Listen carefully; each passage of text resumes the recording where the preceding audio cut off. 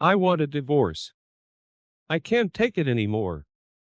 At my words, James showed a look of surprise. For a wife to say such a thing to him was intolerable, and his expression slowly turned to one of anger. Being the CEO of a company, he has a lot of pride. Yet he lacked responsibility and the ability to reflect on his actions. His attitude negatively impacted both our home and his company. Scoffing, James looked down on me, showing no sign that he thought his words were irresponsible. Even though two of those kids were from his previous marriage. But it doesn't matter if they're biologically mine or not. All four of them are my precious children. All right. No matter how hard it might be, I was determined to raise them myself. After we divorced and moved to our new place, James suddenly showed up. Why did this happen to me? Watching James in his distraught state, I couldn't help but silently laugh. Finally realizing, enjoy, I thought. From now on, you're going to reap what you've sown. My name is Lydia, 34 years old. I'm a stay-at-home mom in a bustling household with my husband and 4 kids. Our children are eldest son Michael, 15, eldest daughter Sophia, 14, second son Jack, 8, and younger daughter Ava, 6. They're growing up fast, eating well, playing a lot, and thriving. Sure, they argue from time to time, but they get along great, and our home is always filled with laughter. James, who's now 39, is the CEO of a manufacturing company, and we remarried 9 years ago. Actually, Michael and Sophia are from his previous marriage. They're his stepchildren. His previous wife passed away 12 years ago. James had a good fortune to be greatly favored by Mr. Wilson, a major shareholder in his company. I've never met him, but he has been mentoring James, introducing him to business contacts and so on. Their friendship began when they met at a bar. Back then, James had just remarried me and was looking to expand his business. Learning of James's ambitions, Mr. Wilson bought shares in his company, enabling James to grow it further. Life is truly unpredictable. Ever since, Mr. Wilson has been a great support to James and his company. I met James when I worked as a receptionist at one of his business associates. My first impression of him was, what a refreshing CEO. He had a lovely smile and always made it a point to greet the receptionists with a "take care" as he left. Looking back, that was when I found James most attractive and likable. James began to change after our marriage, as his company started to grow. He became arrogant and began taking people for granted. This was evident both at home, with me doing all the household chores, and at his workplace with his employees. Stay-at-home moms have it easy, huh? You probably can nap in the afternoon, right? Excuse me? Preparing meals for 6, packing lunches for the kids, doing laundry twice a day, cleaning, shopping. Where in the world does he think I have any downtime? On top of that, James never helps around the house. Sophia is prepping for high school entrance exams, and Ava, being 6, still needs a lot of assistance. Michael comes home late from soccer practice every day, and Jack often asks for help with his homework. I wish James, being the father, would lend a hand. It sure would make things easier. I've told him several times that just bringing money home doesn't make you a father. What are you talking about? I'm exhausted from work, you know? That's why I'm providing enough money for the household, right? Just a little effort would help. Like helping Michael with his homework, or advising Sophia about her college applications. When I get home, Michael's already asleep, isn't he? And as for Sophia, she'd probably find it easier to talk to her mother than her father. Fulfill your responsibilities as a mother, okay? You're the one not fulfilling your duties as a father. I slammed the table in frustration. He spends his nights out drinking, and on his days off, he's playing golf. He can't blame work for coming home late, and he's not home on weekends because he's out having fun. Why don't you work then? I can stay at home if you want.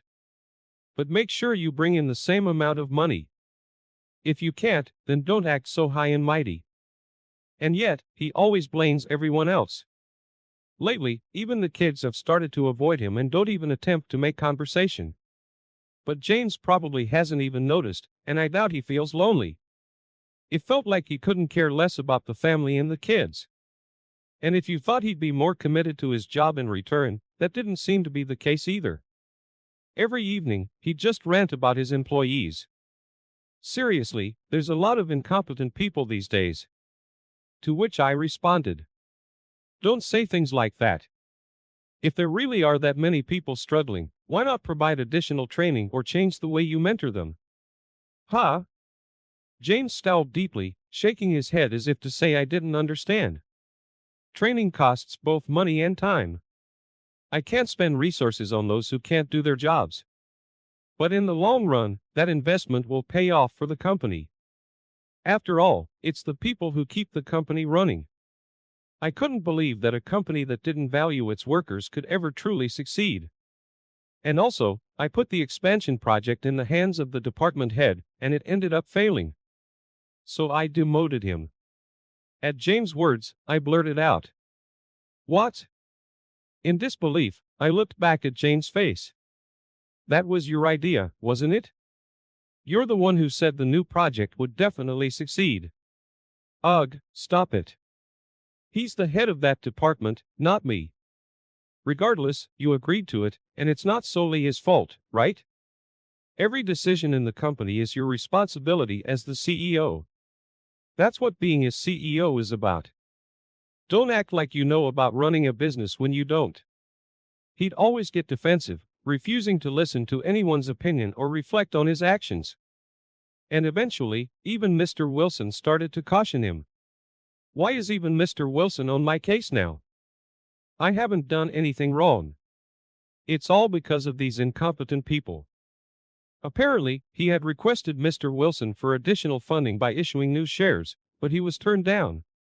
I heard he was told that the company could go under at this rate. It makes sense. Mr. Wilson isn't investing just for fun. No matter how fond he is of James, he's not going to blindly fund reckless ventures. James needs to reflect on his actions and rethink his management style, but he stopped listening to both me and Mr. Wilson. Mom, look at this. One day, after returning from high school, Michael handed me his smartphone. On the screen was a video of James entering a hotel with a young woman, their arms linked together. I was coming home from practice and saw Dad walking with this young lady. I followed and I was so filled with rage that tears began to flow. He fails in his responsibilities to the company, as a father, and as a husband. What a pitiful man. I knew it wasn't right to cry in front of my son, but the tears wouldn't stop. Michael kept patting my back in an attempt to comfort me. I'm sorry, Michael. I might divorce your father. That's fine, Mom. It's your decision. But what about Sophia and me? I looked up, realizing Michael, who had grown taller than me, was genuinely concerned. Silly boy. I stretched on my toes, ruffling Michael's hair. If you guys are okay with it, of course, you'll live with me. Looking down at me, Michael smiled happily. We might have some financial troubles, but... As I wiped away my tears, Michael interrupted. That's okay. We'll manage. Why do you think so? Because I know you won't abandon us. With a certain confidence, Michael smiled. Immediately, I hired a private investigator to gather evidence. It turned out the woman was an employee at James' company, and the two of them had been seen entering hotels multiple times. A week passed, and I told the kids about my decision to divorce James. By that time, I had made up my mind, intending to get custody of the kids if they wished to live with me. James came home late again that night, without a hint of guilt. As he cheerfully began to remove his tie, I showed him the photos Michael had sent me. I can't bear it anymore. We're getting a divorce. I laid out the evidence photos, and James looked shocked. Slowly, his expression turned to one of anger. I guessed his pride wouldn't let him accept being confronted this way by me. He scoffed. Fine. You raise the 4 kids. Don't expect any child support or alimony. With a dismissive laugh, James made it clear he felt no responsibility. But that was already my intention. No matter the hardships, I have decided to raise the kids myself. Okay. I looked straight into Jane's eyes and nodded. I'd work as hard as needed for the kids. They'd be far better off with me than with such a man. The next day. Mom, there's someone I want to introduce you to. While I was tidying up the house, Michael and Sophia came home with an elderly man. He seemed to be about 70, introducing himself with a gentle smile. It's a pleasure to meet you, Lydia. My name is Wilson. Wait, Mr. Wilson, as in? Yes, the major shareholder of Jane's company. I appreciate all you've done for us. I puzzled by this unexpected introduction. Why would Michael and Sophia bring Mr. Wilson home? Did they know him? Noticing my confusion, Sophia chuckled softly. Looking at me, she revealed. Actually, he's our grandfather. What? All three of them laughed at my stunned reaction. So, let me explain. Mr. Wilson began. I am the father of Jane's first wife. I divorced when my daughter was very young. I've always been focused on my work. Mr. Wilson had consistently paid child support even after his divorce. However, he never met or communicated with his daughter directly. He was completely dedicated to his job and didn't remarry. But after retiring and having some downtime, he began to wonder about his daughter. He wanted to see if his grown-up daughter, whom he knew nothing about, was leading a happy life. When he hired a detective to find out about her, he learned that both his daughter and her mother had passed away. Yet, Mr. Wilson found out about his grandchildren and that they were now being raised by his daughter's husband, James. He thought of introducing himself and offering support if James was raising them alone. However, it was right around the time James and I got remarried. That's why I hid the fact that I was his first wife's father when I approached James at the bar. I learned that he was having financial troubles with the company, so I offered to help. Mr. Wilson explained. So meeting in the bar wasn't by chance. Exactly. He replied.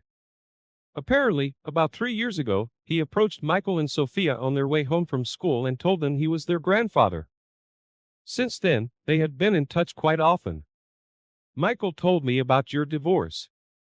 At first, I was thinking of just offering some financial assistance.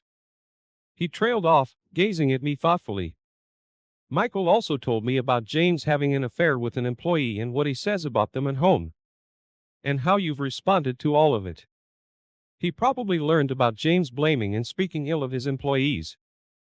I've been aware of the complaints against James from his staff for some time now. I hoped he'd come around, but I've been pretty disappointed in him. Hearing your employees being badmouthed, especially regarding an affair with one of them, is quite unsettling. Especially blaming your subordinates for your own mistakes, that's not what a leader does. Mr. Wilson himself had run a business. He certainly had a strict perspective on what's expected of a company's president. That said, Lydia, I have a request for you. He said, looking serious. It took about a month to get everything set up. After the divorce, Mr. Wilson helped us purchase an apartment. It's a spacious place with 4 bedrooms, enough for the kids to live comfortably. Thanks to Mr. Wilson covering the down payment, I felt incredibly grateful. I can't thank you enough for all you've done. No worries, Lydia. You're gonna have to work hard from here on out. Mr. Wilson said with a warm smile. The kids were really helpful with the move, making the transition smooth. A few days later, in the middle of the day, the doorbell rang persistently. It kept ringing incessantly, and then there was loud, urgent knocking on the door. Checking the security camera, even though it's a secured apartment building, I saw James right at the entrance. How do you know where I live? How did you get in? I hired a detective and found out. Open the door. Excuse me? I'm not letting you in. The moment I turned off the monitor, the knocking intensified. Please, open up. I reluctantly opened the door to avoid disturbing the neighbors, but had no intention of letting him in further. So, what do you want? Standing firmly at the doorway, I crossed my arms and looked at James. There's a shareholder meeting coming up. You still have shares in my company, right? Yes, I do. So? They're discussing my removal as CEO. Of course, I knew. I had received the meeting notice detailing the agenda. James, losing his composure, pleaded. Oppose it for me. I wondered what was going through his mind. Was he desperately approaching each shareholder like this? I can't get in touch with Mr. Wilson. James was frantic in front of me. Is even Mr. Wilson trying to remove me? Why am I facing this? Inside, I couldn't help but laugh at the sight of the distressed James. Did he finally realize? If he thought he could still get help after ignoring all of Mr. Wilson's advice, he was really naive. Holding back my laughter, I responded with an indifferent face. Who knows? But my answer is clear. I'm in favor of your removal. Seeing James' face filled with despair, I told him to leave. Also, just a piece of advice. No one would want a CEO who abandons work to do this kind of thing in the middle of the day. I thought to myself, this will be interesting. From now on, you'll be facing the consequences of all your past actions. On the day of the shareholder meeting, James appeared at the venue with dark circles under his eyes, looking weary. I greeted Mr. Wilson, but Mr. Wilson only returned the nod with a stern face. The moderator started the meeting, and the proceedings got underway. The shareholders were abuzz with the news of James' potential dismissal. Some even called for James' immediate removal, but Mr. Wilson opposed it. We need him to understand why this is happening. James, looking at Mr. Wilson, was on the brink of tears. He couldn't fathom why someone who had always been kind to him would say such things. The reasons for the dismissal. Mr. Wilson began reading from documents detailing James' misdemeanors. Based on complaints from employees, researched over a month, reports, and testimonials. We have recorded audio, and some incidents are on security footage. You're so incompetent. Is that why the performance is bad? James' recorded outbursts echoed in the hall. The content was unbearable, even denying the personalities of the other party. On the large screen, a video showed James hitting an older male employee's head with a bundle of papers. The shareholders frowned. It wasn't just bad-mouthing his employees at home. James had been abusive at the company. This was his comeuppance for becoming arrogant, thinking he was favored, and not heeding Mr. Wilson's warnings. It's not true. They kept bringing up requests and opinions without showing results. James stood up, desperately trying to defend himself. Yet, as expected, voices criticized. Did you really need to go that far? Striking with a bundle of papers. But the current audio and footage are malicious. Yes, I was framed. James claimed it was odd that the voice recordings didn't capture what was said before he began shouting. He asserted in front of everyone that they selectively reported only the parts that favored their argument. Even in the footage, there's no sound. You don't know what sort of rude things that employee said to me, do you? No one was inclined to take James' side at face value. However, some did voice that if they were going to dismiss him, they wanted to ensure everything was done fairly. Looking at a slightly relieved James, Mr. Wilson and I exchanged glances. The more James resisted, the more evidence we present. James seemed unaware he was digging his own grave. Let's hear from him then. The former head of the planning division spoke. After the new venture that the CEO wanted failed, I was demoted. Even though he had followed every directive, he was made responsible when things went south. That's not true. You failed, not me. Don't put this on me. In response to James' rebuttal, the former head repeatedly stated, I simply followed instructions. Clenching his fist in frustration. When I looked back in surprise, all eyes were on me. Lydia is the former wife of our CEO. Could you repeat here what you told him? Prompted by Mr. Wilson, I stood up. Yes.